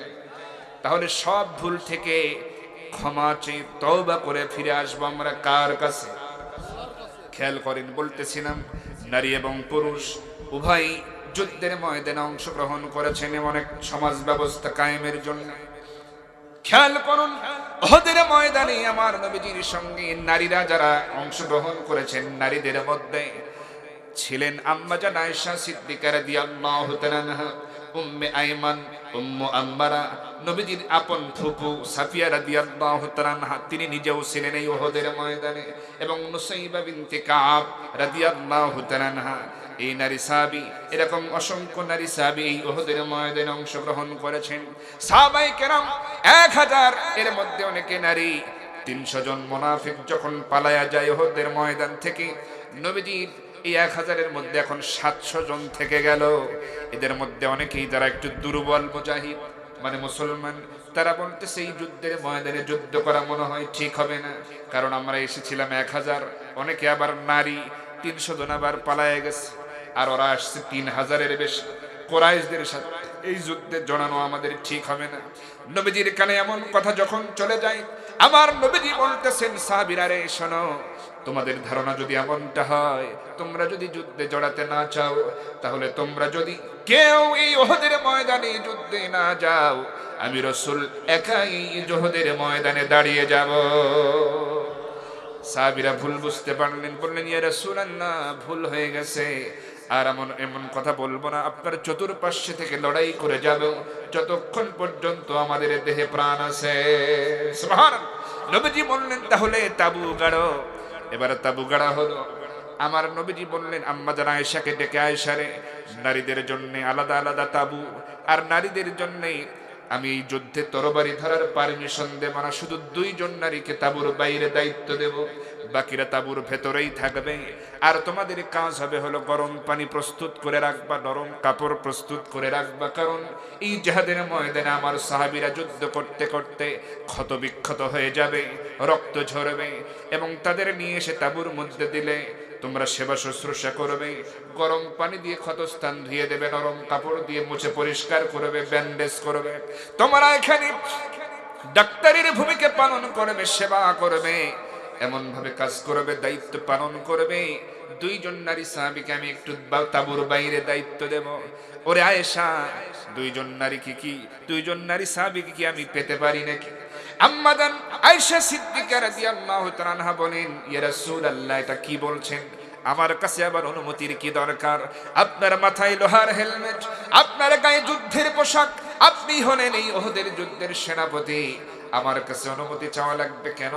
যদিও আমি নারীদের নেতৃত্বে আছি যুদ্ধের ময়দানে, আমার নেতৃত্বে নারীরা চলবে, তবে ইয়া রাসূলুল্লাহ, আপনার তো এখানে অনুমতির প্রয়োজন নাই, আপনি যে কোনো 2 জন নারীকে দিতে পারেন, দায়িত্ব দিতে পারেন।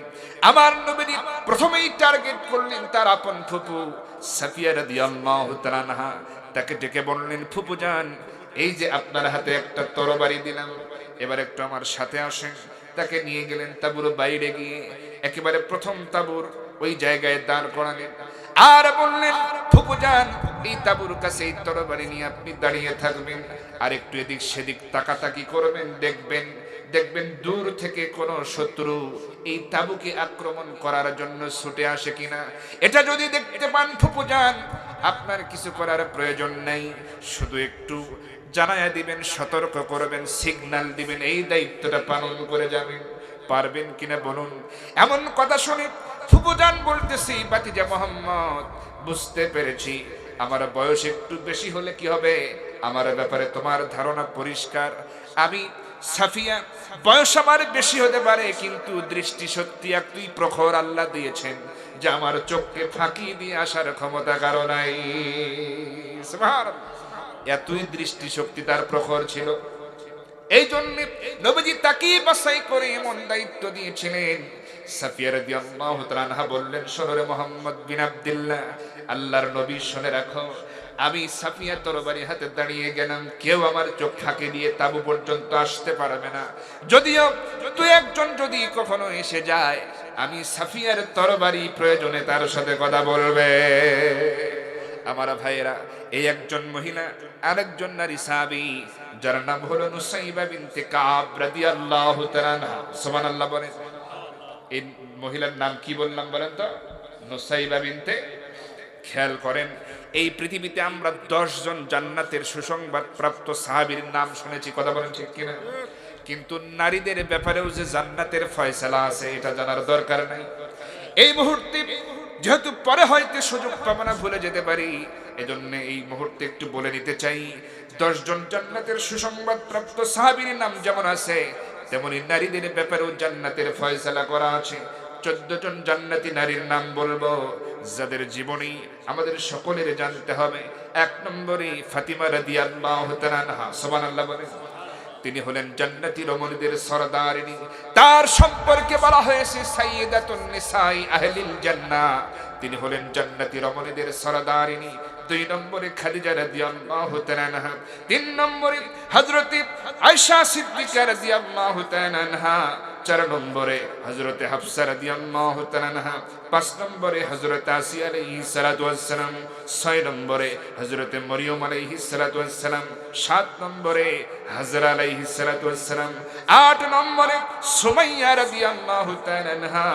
9 নম্বরে উম্মে হারাম বিনতে মিলহান। 10 নম্বরে রুমাইসা বিনতে মিলহান। 11 নম্বরে সুরাইয়া আল আসাদিয়া। 12 নম্বরে রবি বিনতে মুআওয়াজ। 13 নম্বরে হযরতে উম্মে জামিলা। 14 নম্বরে নুসাইবা বিনতে কাব রাদিয়াল্লাহু তাআলা আনহা। তারা সবাই হলো আল্লাহর জান্নাতের মেহমান। আমার ভাইরা, সেই নুসাইবার কথা বলতে গিয়ে বললাম, খেয়াল করুন, আম্মা জান আয়েশার সাথে নুসাইবা বিনতে কাব তিনিও উহুদের ময়দানে এসেছেন। তিনি হলেন আরেকজন সাহাবী আব্দুল্লাহ বিন কাবের বোন, এই নুসাইবা বিনতে কাব। নবীজি বললেন, নুসাইবারে, তোমার দায়িত্ব হলো এই তাবুর বাইরে সামনে দিয়ে পানি পান করানোর দায়িত্ব পালন করবা। কারণ সাহাবীরা যুদ্ধ করবে, মুজাহিদরা যুদ্ধ করতে করতে তাদের ঘাম ঝরে যাবে, পানির তৃষ্ণা লাগবে, দৌড়ে আসবে পানি খাওয়ার জন্য, যেন তাদের পানি খুঁজতে না হয়, দেরি যেন না হয়ে যায়। এই জন্য তুমি পানি পান করানোর দায়িত্ব পালন করবে রে নুসাইবা। তুমি যখন নিয়ে রেডি হয়ে থাকবে, সাহাবী আসামাত্রই পানি খেয়ে দ্রুত যেতে পারবে, দেরি হবে না। অতএব এই কাজটা তুমি পারবে কিনা? নুসাইবা রাদিয়াল্লাহু তাআলা আনহা বলছেন, ইয়া রাসূলুল্লাহ, এটা কি বলতেছেন? অবশ্যই পারবো, ভালোভাবেই সঠিকভাবে দায়িত্ব আমি পালন করতে চাই। আহারে, যুদ্ধের ময়দানে সকল আয়োজন সম্পন্ন হয়ে গেছে। নুসাইবা রাদিয়াল্লাহু তাআলা আনহা সাধারণ কোনো মহিলা নয়। তার জীবনের সম্পর্কে একটু বলে নেই। তিনি ছোটবেলা থেকেই এমন কোনো যুদ্ধবিদ্যা নাই যা তিনি শেখেন নাই, সব যুদ্ধবিদ্যা তিনি ছোটবেলাতেই শিখে ফেলেছেন। সুবহানাল্লাহ বলেন। সব শিখেছেন। সেই নারী সাহাবী নুসাইবা বিনতে কাব পানি পান করানোর দায়িত্ব যখন পেলেন, এবার যুদ্ধের ময়দানে লড়াই হওয়ার পূর্ব মুহূর্ত, একটু পরেই লড়াই শুরু হয়ে যাবে, এমন একটা পরিস্থিতি হয়ে গেছে। আর কুরাইশরা আবু সুফিয়ানের নেতৃত্বে 3000-এর বেশি এসেছে। অর্ধেক সৈন্য তারা পাহাড়ের আড়ালে লুকায়া রাখছে, আর অর্ধেকটা তারা ময়দানে হাজির করেছে। বলেন তো 3000-এর অর্ধেক কত হয়?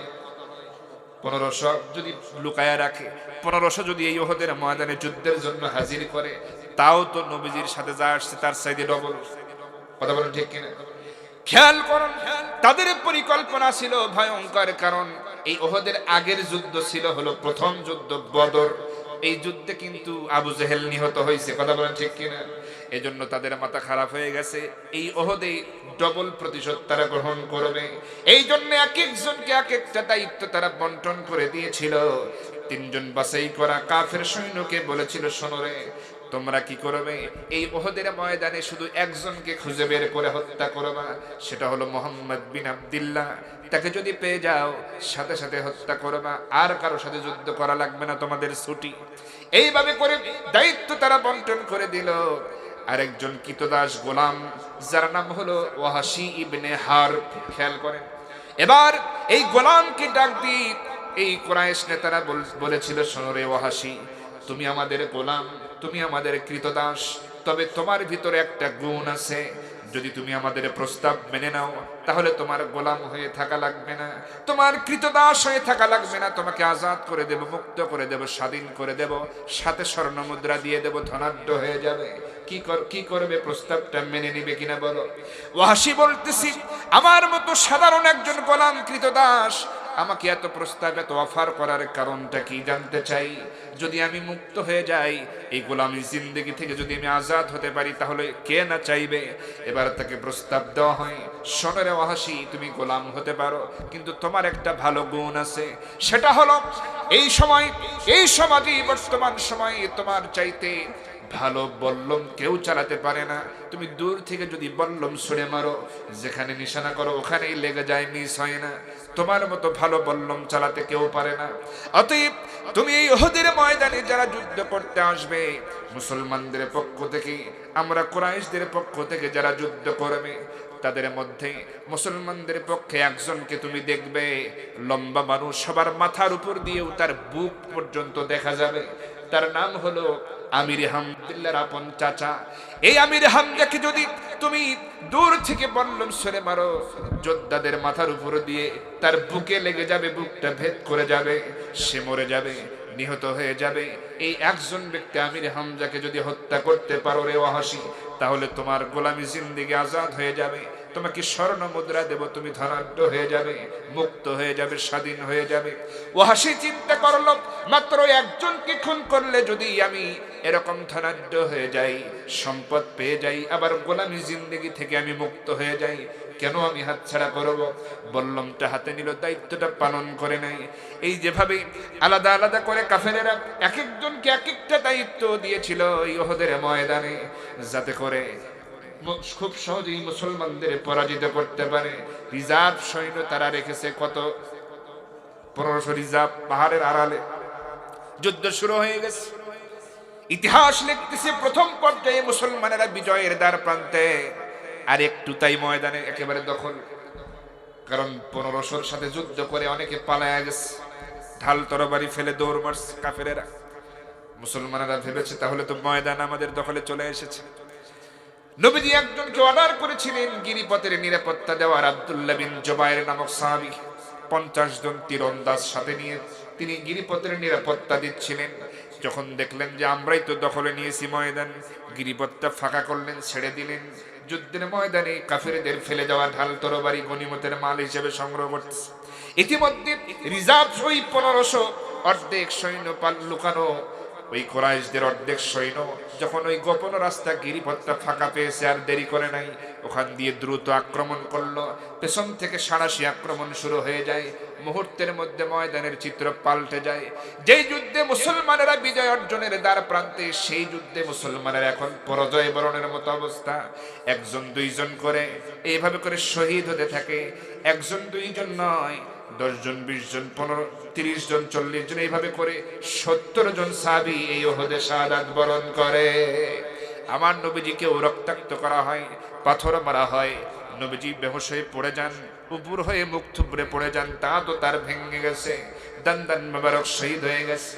আহারে কাফের বেঈমানেরা এরকম করে যখন নবীজিকে আক্রান্ত করেছে, নবীজির জ্ঞান নাই, বেহুশ হয়ে গেছে। কাফের বেঈমানেরা ধারণা করেছে মনে হয় মোহাম্মদ বিন আব্দুল্লাহ মারাই গেছে।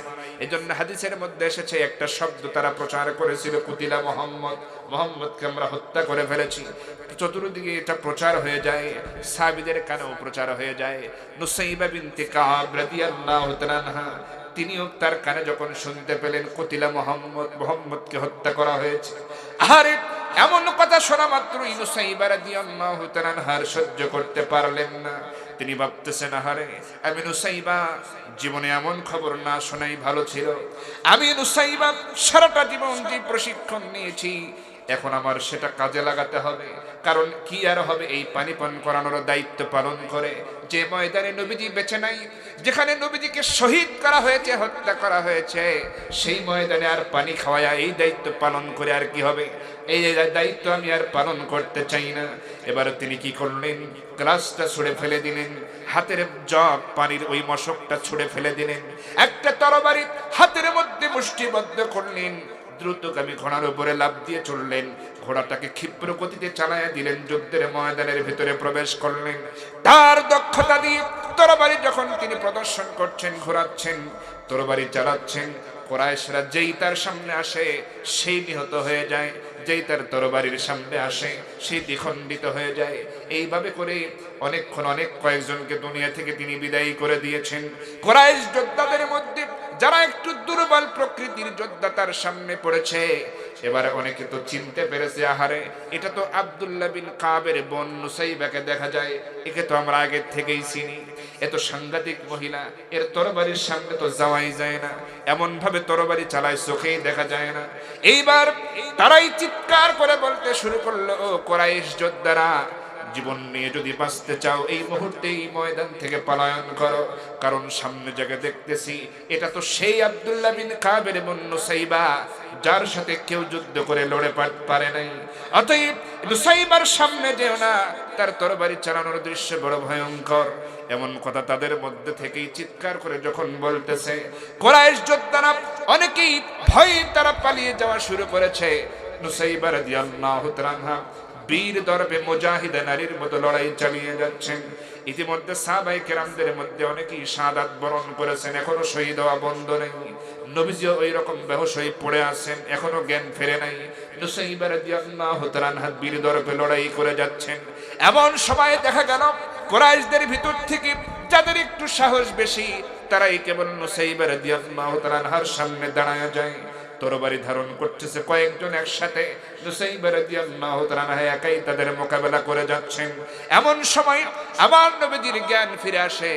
নবীজি জ্ঞান ফিরেই প্রথমেই তাকালেন সামনের দিকে শোয়া অবস্থায়, শুধু কোনইর উপর দুইটা এরকম ভর দিতে পারলেন। এইভাবে করে দুই হাতের কোনর উপর ভর দিয়ে আস্তে করে মাথাটা উঁচু করলেন, সামনের দিকে তাকালেন। তাকায় প্রথম যে দৃশ্য দেখলেন সেটা হলো নুসাইবা বিনতে কাব তরবারি হাতে লড়াই করে যাচ্ছে কয়েকজন কুরাইশ যোদ্ধাদের সাথে। এমন দৃশ্য দেখি আমার নবীজি প্রথম পর্যায়ে তার ভিতরে প্রশ্ন জাগ্রত হলো, আহারে এটা তো নুসাইবাকে দেখা যায়, আমি তো তাকে তাঁবুর সামনে পানি পান করানোর দায়িত্বে রেখেছিলাম, সে কিভাবে যুদ্ধের ময়দানে লড়াই করতেছে, কারণটা কি? নবীজির মধ্যে এমন প্রশ্ন জাগ্রত হলো, আবার উত্তরটাও সহজে নবীজি পেয়ে গেলেন। নবীজি ভাবলেন, মনে হয় এতক্ষণ যে আমি বেহুশ হয়ে পড়েছিলাম, অবশ্যই কাফের বেঈমানেরা আমার নিহত হওয়ার মিথ্যা খবর মনে হয় ছড়িয়ে দিয়েছে, আর নুসাইবার কান পর্যন্ত মনে হয় পৌঁছে গেছে। নুসাইবা মনে হয় ভেবে নিয়েছে আমি আর বেঁচে নাই, আমি দুনিয়া থেকে বিদায় হয়ে গেছি, আমি শহীদ হয়ে গেছি। এটা শোনার কারণেই নুসাইবা বিনতে কাব তরবারি ধারণ করেছে। আমি নবী হত্যার প্রতিশোধ গ্রহণ করার জন্য, আল্লাহর দ্বীনকে টিকিয়ে রাখার জন্য এই উহুদের ময়দানে এই নিয়তে নুসাইবা তরবারি ধারণ করেছে। আহারে নুসাইবার তরবারির চালানোর দৃশ্যটা কত সুন্দর, কত সুন্দর করে যুদ্ধ করতে পারে নুসাইবা। এইভাবে করে নবীজি মনে মনে কল্পনা করছেন, ভাবতেছেন। হঠাৎ করে নবীজি খেয়াল করলেন কোথা থেকে যেন আরো কয়েকজনের একটা গ্রুপ এসে চতুর্দিক থেকে নুসাইবা রাদিয়াল্লাহু তাআলাকে ঘিরে ধরলো, চতুর্দিক থেকে একবার আক্রমণ করা শুরু করলো।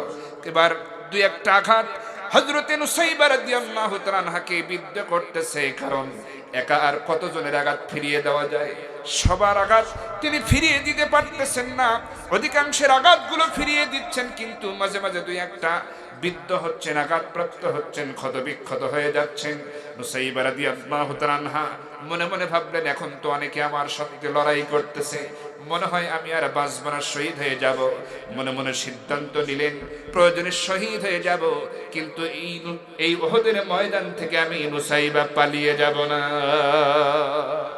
আমার ভাইরা, নবীজি যখন খেয়াল করতেছেন এখন তো নুসাইবাকে তারা হত্যাই করে ফেলবে, মেরেই ফেলবে, নবীজি আর দেরি করলেন না। ওই মুহূর্তে ওই কোনইর উপর ভর দিয়েছিলেন, শুধু দুই হাতটা আল্লাহর কাছে উঁচু করে বললেন, রব্বুল আলামিন, এই মুহূর্তে যেই দৃশ্য দেখতে পাচ্ছি, আমার এই নারী সাহাবী নুসাইবা বিনতে কাব, সে এতক্ষণে এত সুন্দর করে ইসলামের পক্ষে তরবারি ধারণ করেছে, যুদ্ধ করেছে। আরে এমন এখন দেখে মনে হচ্ছে কাফেরেরা তাকে হত্যা করে ফেলবে। ও আল্লাহ, আমি নবী দোয়া করি এই উহুদের ময়দানে কাফের বেঈমানেরা যেন নুসাইবাকে শহীদ করতে না পারে। শুধু তাই নয়, নবীজি আরো দোয়া করলেন, রব্বুল আলামিন, কাফের বেঈমানদের জন্য নুসাইবার রক্তকে হারাম করে দাও, তাকে তুমি গাজী বানায়া দাও, তাকে যেন শহীদ করতে না পারে। শুধু তাই নয়, যখন তার স্বাভাবিক মওত হয়ে যাবে কিয়ামতের ময়দানে, এ নুসাইবা সহ তার পরিবার এবং আমি রাসূলকে এক জান্নাতে থাকার তৌফিক দান করে দিও। বলেন তো, নবীজির দোয়া মিস হবে না কবুল হবে? মিস হবে না কবুল হবে? কবুল হয়ে গেছে। যুদ্ধের ময়দানের যুদ্ধ যখন শেষ হয়ে যায়, আমার নবীজি সকলের জানাজা পড়াইয়া দিলেন। পরিশেষে নবীজি বললেন, সাহাবীরা দেখো তো আমার নুসাইবার খবরটা কোথায় এনে দাও। সাহাবীরা বললেন, ইয়া রাসূলুল্লাহি, তাকে তো তাঁবুর সামনে দেখেছিলাম, পানি পান করানোর দায়িত্ব পালন করতেছিল। একজন বলে, ইয়া রাসূলুল্লাহ, হ্যাঁ আমি নিজে তার হাতে পানি খেয়ে এসেছি। এভাবে যখন বলতেছে, নবীজি বললেন, সাহাবীরা রে, তোমরা তাকে পানি পান করানোর দায়িত্বে তাঁবুর সামনে দেখেছো, আর আমি বিশ্ব নবী তারে দেখেছি তরবারি হাতে যুদ্ধের ময়দানে। শোনো সাহাবীরা, যুদ্ধের ময়দানে খুঁজে দেখো, তাকে পেয়ে যাবে। সাহাবীরা দৌড়ে ছুটলেন ওহদের যুদ্ধের যে সীমানা, সেখানে গেলেন, খুঁজতেছেন। হঠাৎ করে দেখলেন, হ্যাঁ এটাই তো একজন নারীর মতো দেখা যায়, কিন্তু রক্তমাখা শরীর, ক্ষতবিক্ষত, সহজে বোঝা যাচ্ছে না। কাছে চলে গেলেন, কাছে গিয়ে দেখলেন, হ্যাঁ এটাই তো নুসাইবা বিনতে কাব রাদিয়াল্লাহু তাআলা আনহা। সুবহানাল্লাহ। এবার তার কাছে চলে গেলেন। খেয়াল করেন, তখনও কিন্তু পর্দার বিধান নাজিল হয় নাই, তারপরও ভিতরে একটা শালীনতা, পর্দার যে ভাব সবার মধ্যে ছিল। সুবহানাল্লাহ। এই জন্য তাকে কেউ স্পর্শ করলো না। পর্দার বিধান নাজিল হয় হলো 6ষ্ঠ হিজরিতে। কত হিজরি? 6ষ্ঠ হিজরি। আর এই ওহদের ময়দানের যুদ্ধ হয়তো মানে বদর যুদ্ধ হয় 2য় হিজরি, 17ই রমজান। এর পরের বছরেই কিন্তু ওহদের যুদ্ধ হয়। খেয়াল করেন, তবু তাদের ভিতরে শালীনতা, আত্মমর্যাদা, পর্দার যে ভাব তাদের মধ্যে ছিল, কারণ তারা তো বিবেকবান ছিলেন। সবাই ছিলেন হলো নিষ্কুলুষ মনের অধিকারী। চলে গেলেন নুসাইবার কাছে, কেউ স্পর্শ করলেন না, শুধু তার নাকের সামনে 2টা আঙ্গুল ধরলেন, বোঝার চেষ্টা করলেন নুসাইবা বেঁচে আছে না মরে গেছে। এবার তার নাকের সামনে 2টা আঙ্গুল যখন ধরলেন, দেখা গেল শ্বাস প্রশ্বাস আসা যাওয়া করতেছে। সাহাবী আর দেরি করলেন না, দ্রুত দৌড়ে চলে গেলেন নবীজির কাছে, বলতেছেন, ইয়া রাসূলুল্লাহি, নুসাইবা এখনো জীবিত আছে। আমার নবীজি আর দেরি করলেন না, তাঁবুর দিকে লক্ষ্য করে বললেন, আয়েশা রে, তাড়াতাড়ি করে কয়েকজন নারী সাহাবীকে তাঁবুর বাইরে পাঠায় দাও, নুসাইবা এখনো জীবিত আছে, তাকে নিয়ে আসতে হবে। আম্মা জান আয়েশা দেরি করলেন না, কয়েকজন নারী সাহাবীকে বাইরে পাঠালেন। তারা দ্রুত গতিতে গিয়ে নুসাইবা রাদিয়াল্লাহু তাআলা আনহাকে তাঁবুর মধ্যে নিয়ে আসে এবং নবীজি বললেন, আয়েশা রে, তাড়াতাড়ি সেবা শুশ্রূষা করো। আম্মা জান আয়েশা বললেন, ইয়া রাসূলুল্লাহ, আপনি চিন্তা করবেন না, সব ব্যবস্থা হয়ে যাবে। এবার আম্মা জান আয়েশা সহ সব নারীরা এবার তার রক্তমাখা জামা কাপড়গুলো খুলে নিলেন। শরীরটা ক্ষতবিক্ষত, রক্তাক্ত হয়ে গেছে। এবার গরম পানি প্রস্তুত করাই ছিল আগের থেকে। সব এই গরম পানি, উষ্ণ গরম পানি দিয়ে শরীরটা ধৌত করলেন, নরম কাপড় দিয়ে মুছে দিলেন, কিন্তু রক্ত পড়া বন্ধ হচ্ছে না। আম্মা জান আয়েশা খবর দিলেন, ইয়া রাসূলুল্লাহ, নুসাইবার শরীরে আমরা একটা নয়, 2টা নয়, 13টা আঘাতের চিহ্ন আমরা খুঁজে পেলাম। এই 13টা আঘাত থেকে রক্ত গড়গড় করে পড়তেছে। এমন করে যদি পড়তে থাকে তাহলে তো অবস্থা ভালো হবে না। নবীজি বললেন, একটু চেষ্টা করো বন্ধ করার জন্য। আম্মা জান আয়েশা কিছুক্ষণ চেষ্টা করলেন, দেখা গেল 13টা আঘাতের ভিতরে 11টা আঘাতের রক্ত পড়া বন্ধ করতে সক্ষম হলেন, কিন্তু বাকি 2টা আঘাত একটু মারাত্মকভাবে লাগার কারণে, গভীর ক্ষত হওয়ার কারণে রক্ত পড়া বন্ধ হয় না। নবীজিকে জানানো হয়, ইয়া রাসূলুল্লাহ, নুসাইবার এই 13টা আঘাতের মধ্যে 11টা আঘাতের রক্ত পড়া বন্ধ করতে সক্ষম হয়েছি, বাকি 2টা আঘাত গভীর ক্ষত হয়েছে, রক্ত কিছুকেই বন্ধ করতে পারতেছি না। এইভাবে করে যদি রক্ত গড়িয়ে পড়তে থাকে, একটা সময় রক্ত শূন্যতার কারণে এমনিতেই সে দুনিয়া থেকে বিদায় হয়ে যাবে। নবীজি বললেন, আয়েশা রে, এমন হতাশার কথা শোনায় না রে আয়েশা, এমন হতাশার কথা বলো না রে আয়েশা, তুমি একটু চেষ্টা করে যাও, আশা করি আল্লাহ রাব্বুল আলামিন নুসাইবার জন্য উত্তম ফয়সালা দান করে দিবে। আমার ভাইরা খেয়াল করে, রাত তো বেশি হয়ে গেল, 2-3 মিনিট সময় কি আর দেওয়া যাবে? একটু মেহেরবানি করে আমাকে একটু বলা হয়েছিল, যদিও না বলে আমার একটা দায়িত্ব আছে, অবশ্যই শেষ করব, 5 মিনিটের মধ্যে আমি শেষ করে দেব। অনেকে এখানে যারা বসে আছেন নিয়ত করেন, অনেকে নিয়ত করে বসেছেন প্রধান মেহমানের হাতে একটু দান করতে চাই, এরকম 2-1 থাকে কিনা? দান কিন্তু করা শেষ, পর্ব ওটা শেষ হয়ে গেছে, কিন্তু 2-1 এমনও থাকে যে প্রধান বক্তার কাছে আমি দেব, এরকমও থাকে। যদি এরকম কেউ থাকেন, একটু ঘোষণাটা দিলাম, আস্তে করে এখানে এসে দিয়ে যাবেন ইনশাআল্লাহ। আর আমি এর ভিতরে আলোচনা চালিয়ে যাবো। আলোচনা কি বন্ধ রাখবো? আলোচনা চলতে থাকবে। এই জন্য আপনারা যারা এরকম নিয়ত করে বসে আছেন, প্রধান বক্তার কাছে দিবেন, একটু চলে আসেন। আর সর্বশেষে একবার চাদর দিয়ে দেন, যদিও হয়তো আগেও দিয়েছে, পরে যারা আসছে তারা একটু 5-10 টাকা হলেও যেন দিয়ে একটু শরীক হতে পারে, মানে একটা অংশ যেন এই প্রতিষ্ঠানের সাথে থাকে, সেটা সংখ্যা মানে টাকার অঙ্ক যতই কম হোক, তারাও যাতে অংশীদার হতে পারে, এজন্য চাদরও দিয়ে দিবেন ইনশাআল্লাহ। আমার ভাইয়েরা, মা বোনেরা খেয়াল করে শুনুন, নুসাইবা রাদিয়াল্লাহু তাআলা আনহার এরকম অবস্থা। আম্মা জান আয়েশা সিদ্দিকা রাদিয়াল্লাহু তাআলা আনহা যখন নবীজিকে বললেন, নবীজি বললেন, হতাশার কথা বলো না, আল্লাহ পাক উত্তম ফয়সালা দান করে বেরে আয়েশা, ভালো করে চেষ্টা করে যাও। আম্মা জান আয়েশা আরো কিছুক্ষণ চেষ্টা করলেন, দেখা গেল এই দুইটা আঘাতের রক্ত পড়াও বন্ধ করতে সক্ষম হলেন।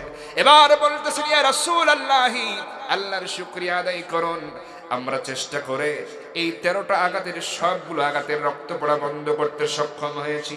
আশা করতেছি কিছুক্ষণের ব্যবধানে নুসাইবার জ্ঞান ফিরে আসবে। দেখা গেল একটু সময় পরেই নুসাইবা রাদিয়াল্লাহু তাআলা আনহা চোখটা খুললেন, চোখটা মেলালেন, জ্ঞান ফিরে এলো।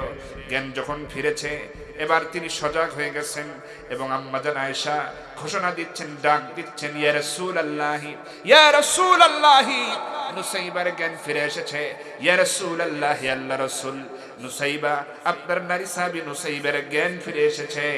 এরকম কথা যখন আম্মা জান আয়েশা বলতেছেন, নুসাইবা রাদিয়াল্লাহু তাআলা আনহার কানে সব কথা পৌঁছে গেছে। যখন তিনি শুনতে পেতেছেন, আম্মা জান আয়েশা রাসূলকে ডাকতেছেন আর বলতেছেন, ইয়া রাসূলুল্লাহ, নুসাইবা এখনো জীবিত, তার মানে বোঝাই যাচ্ছে নবীজি এখনো মৃত্যুবরণ করে নাই, নবীজি এখনো শহীদ হয় নাই, নবীজি এখনো নিহত হয় নাই, নবীজি এখনো জীবিত আছে, এটা তিনি পরিষ্কার বুঝতে পারলেন। নুসাইবা রাদিয়াল্লাহু তাআলা আনহা যখন নবীজির বেঁচে থাকার সংবাদটা একদম স্পষ্ট হয়ে গেলেন, দেখা গেল তার মানসিকভাবে অর্ধেকটা সুস্থতা এমনি হয়ে গেল তার, সুবহানাল্লাহ। কারণ তিনি যুদ্ধের ময়দানে তরবারি হাতে নেমেছেন, এই জন্যে জানতে পেরেছেন নবীজিকে হত্যা করা হয়েছে, শহীদ করা, সেই কারণেই তো, কথা বলেন ঠিক কিনা? সেই মানুষ যখন জানতে পারলেন নবীজি এখনো শহীদ হন নাই, নবীজি বেঁচে আছেন, জীবিত আছেন, এবার অর্ধেক সুস্থতা এমনি হয়ে গেলেন। এবার নুসাইবা বিনতে কাবের দিকে লক্ষ্য করে আমার নবীজি তাবুর বাইরে থেকে বলতেছে, ওরে নারী সাহাবী নুসাইবা, তুমি আজকে নারী হয়ে যেইভাবে ইসলামের জন্য উহুদের ময়দানে অবদান রাখলে, তরবারি এমন ভাবে ইসলামের পক্ষে ধারণ করলে নুসাইবা, এই উহুদের ময়দানে তুমি তরবারি ধারণ করার কারণেই শেষ পর্যন্ত আল্লাহ পাক মুসলমানদের বিজয় দিয়ে দিয়েছে। সুতরাং শোনরে নুসাইবা, তুমি হবে হলো মুজাহিদা নারী, তুমি হবে কিয়ামত পর্যন্ত সমস্ত মহিলাদের, মুজাহিদা নারীদের তুমি হবে মডেল, তুমি হবে আদর্শ। আমি রাসূল তোমাকে এই উহুদ যুদ্ধের বীরাঙ্গনা নারী হিসেবে উপাধি দিয়ে দিলাম, সুবহানাল্লাহ। আমার ভাইরা, এবার দেখা গেল এমন উপাধি পেলেন, মুজাহিদা নারী, বীরাঙ্গনা নারী উপাধি পেলেন। সে নুসাইবা রাদিয়াল্লাহু তাআলা আনহা কিছুদিন পর, কিছুদিন যেতে না যদি 11টা আঘাতের চিহ্ন এটা ভালো হয়ে যায়, কিন্তু বাকি যে 2টা আঘাত গভীরভাবে লেগেছে, ক্ষত বেশি হয়েছে, এই কারণে সেখানে এই 2টা আঘাতে এক ধরনের ঘা সৃষ্টি হয়ে যায়। এই ঘা শুকায় যেতে প্রায় 2টা বছর সময় লেগে যায়, এরপরে তিনি সম্পূর্ণ সুস্থ হয়ে যান, সুবহানাল্লাহ। তার জন্য দোয়া করেছিলেন কে? বিশ্বনবী মুহাম্মদুর রাসূলুল্লাহ সাল্লাল্লাহু আলাইহি ওয়াসাল্লাম। সম্মানিত হাজিরিন, আমি এইজন্য নারীদেরও কিছু অবদানের কথা বললাম। অতএব নারী এবং পুরুষ উভয়ই সমাজ ইনসাফ প্রতিষ্ঠার জন্য চেষ্টা চালাতে হবে।